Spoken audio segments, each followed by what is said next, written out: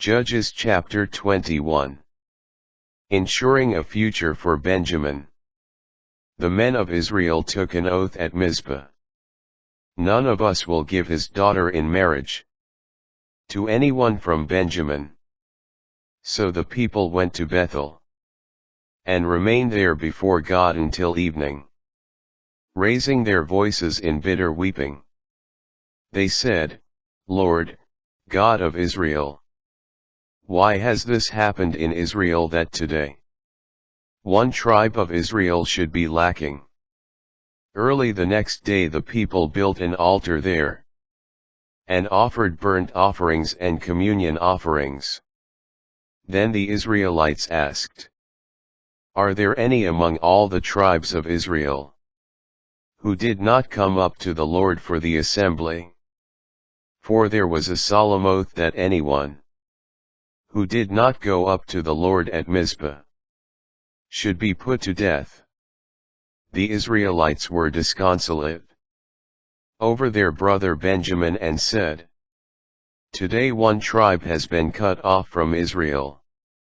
What can we do about wives for the survivors?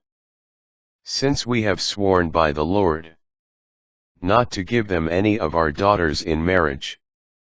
And when they asked, "Is there one among the tribes of Israel who did not come up to the Lord in Mizpah?"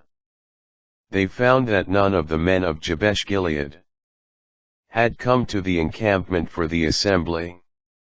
A roll call of the people was taken, and none of the inhabitants of Jabesh Gilead was present. So the assembly sent 12,000 warriors there with orders, "Go put the inhabitants of Jabesh Gilead to the sword. This is what you are to do. Every male and every woman who has had relations with a male you shall put under the ban." Finding among the inhabitants of Jabesh Gilead 400 young virgin women who had not had relations with a man, they brought them to the camp at Shiloh in the land of Canaan. Then the whole assembly sent word to the Benjaminites at the crag of Rimmon, offering them peace. So Benjamin returned at that time, and they were given as wives the women of Jabesh Gilead who had been spared. But these proved to be not enough for them. The people had regrets about Benjamin because the Lord had made a breach among the tribes of Israel. The elders of the assembly said, "What shall we do for wives for the survivors? For the women of Benjamin have been annihilated." They said, "There must be heirs for the survivors of Benjamin, so that a tribe will not be wiped out from Israel. Yet we cannot give them any of our daughters in marriage." For the Israelites had taken an oath, "Cursed be he who gives a wife to Benjamin." Then they thought of the yearly feast of the Lord at Shiloh, north of Bethel, east of the highway that goes up from Bethel to Shechem, and south of Lebanah.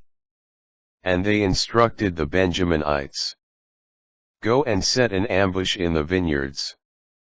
When you see the women of Shiloh come out to join in the dances, come out of the vineyards and catch a wife for each of you from the women of Shiloh.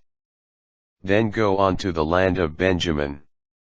When their fathers or their brothers come to complain to us, we shall say to them, 'Release them to us as a kindness, since we did not take a woman for every man in battle, nor did you yourselves give your daughters to them,' thus incurring guilt."